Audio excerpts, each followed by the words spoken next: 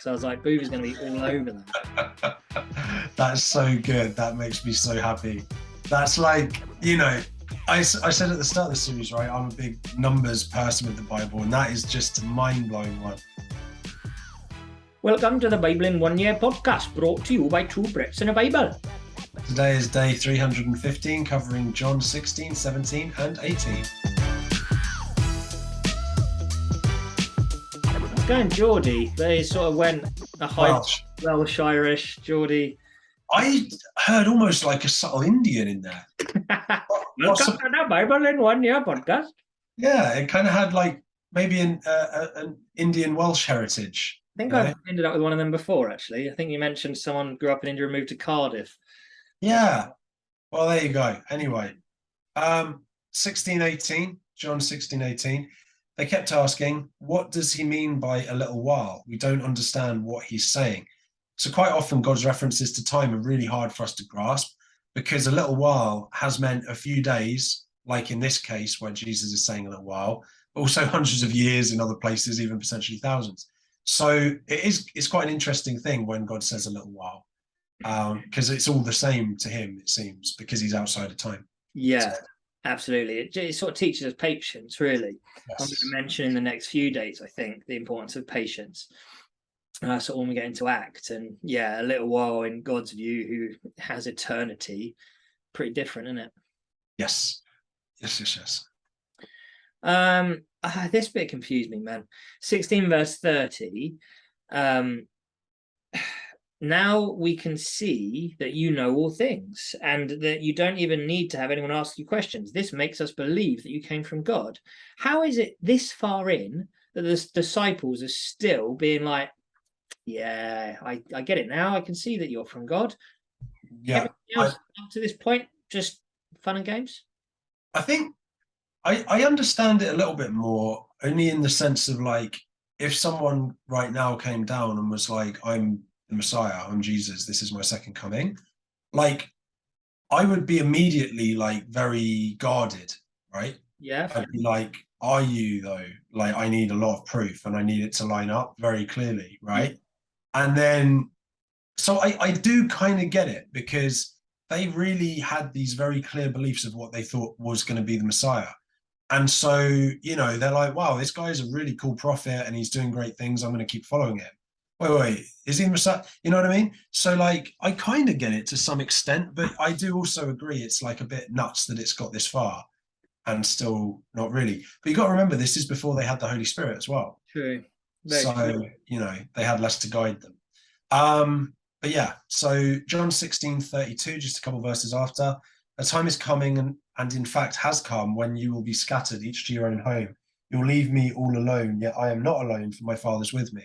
So it's important to remember that God made us out of love, not because he was alone, but because he wanted more greatly to share his love and joy to his glory, right?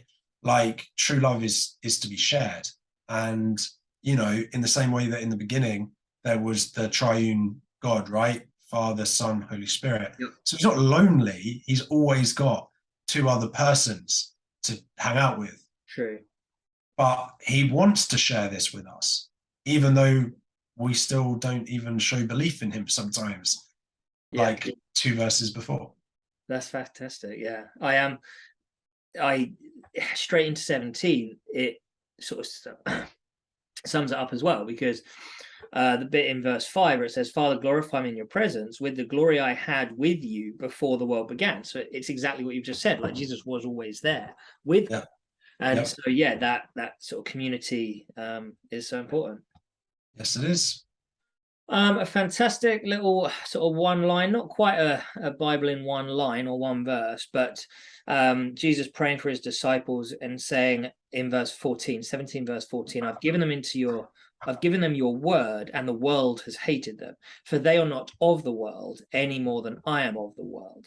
And it's this be in the world but not of the world kind of thing. Like, obviously we have to live here, we have to engage, we have to work, we have to eat, we have to be a part of the community that we live and serve in, but we shouldn't be of the world. We shouldn't focus on the things the world's focusing on. all that jargon, really. That's good, dude. Yeah, absolutely. One of my old pastors said we're sojourners here. I think I've mentioned that Yeah, I this love year. that fella. Yeah, we are exactly in the world, but not of the world. Love that. So then I've got 17:22. I've given them the glory that you gave me, that they may be one as we are one. So Christ does call for unity in the church. That isn't really how it ends up being, in these days, sadly. But this reminds me of something I watched the other yesterday, Roddy Balcom, which was really cool as well. So in the beginning, and we're talking about the beginning a lot in this episode. So in the beginning, there was Father, Son, and Holy Spirit, and they had this perfect, loving relationship, right? Then they create man, right? Yeah. And it says God saw Adam alone in the garden, and it was not good. So it's the first not good.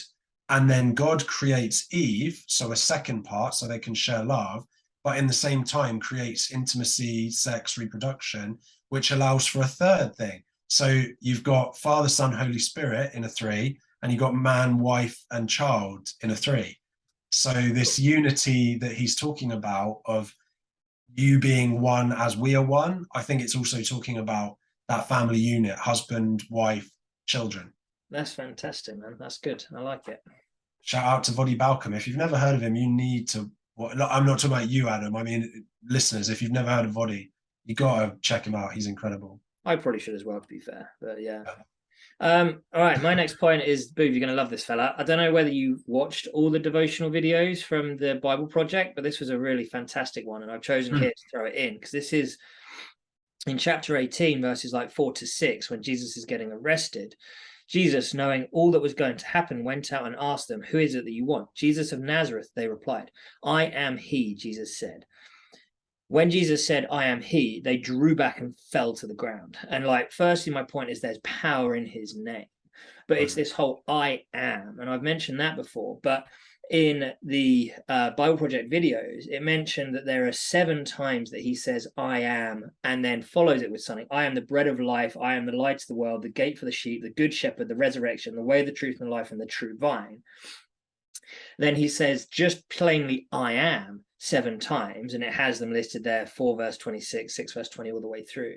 And then there are 7 signs that he performs where he's turning water into the wine, healing a sick boy, healing a paralyzed man, feeding the 5,000, healing a blind man, raising Lazarus, and then his own resurrection as well. So it's just like all the 7s sort of lined up with 3 sevens, and I took a screen grab of it because I was like, Boob is going to be all over that. That's so good. That makes me so happy. That's like, I said at the start of the series, right? I'm a big numbers person with the Bible, and that is just a mind-blowing one. That's fantastic. Now, just so you can see it for yourself. Yeah. Love it. Thank you, mate. Yeah, that's yeah, we could just end the episode there. Yeah, we won't because we've got another couple of points. Yep. So in further on in 18, then I quite liked it. Verse 29, it was saying in here, this is now Jesus before Pilate, and it was saying, "By now it was early morning, and to avoid ceremonial uncleanness, they did not enter the place because they wanted to be able to eat the Passover." And I was like, they're so caught up in the legalities. Yeah. But we shouldn't get caught up in the legalities of this world if it keeps us from meeting the king of it, basically. Absolutely. Yeah, very, very good. That I think kind of links into your next point as well, somewhat, right? Yeah, because essentially they were charging him with trying to become king, trying to usurp the king. But when they were asking him in his trial before Pilate, in verse 35 or verse 34, whatever, "Are you king of the Jews?" And basically his response is, "My kingdom is not of this world." And so like they were trying to charge him with becoming king or making himself king, but he's actively saying, "Yeah, I am a king, but not of this world." So yeah. Cool. I love that. And that was my last point, John 18:37. He says, "I was born and came into this world to testify to the truth." Obviously links to when Jesus says, "I'm the way, the truth, and the life." Everyone on the side of the truth listens to me. And it made me reflect personally, like ever since I was a little boy, I've always had a deep yearning for the truth and what is real. Yeah. And I think God places that in all of our hearts, really, right? And if you keep searching, seeking, you'll find, right? Eventually I got to God. It took me 30 years, but I got there in the end. Yeah. So yeah, that's the way of finding the gospel, is seeking the truth, wherever that leads. Very true. Smashing. So tomorrow we finish John with 19, 20, 21. So why don't you, beautiful people, pick up one of these and get reading? Cheers and share this. We love you.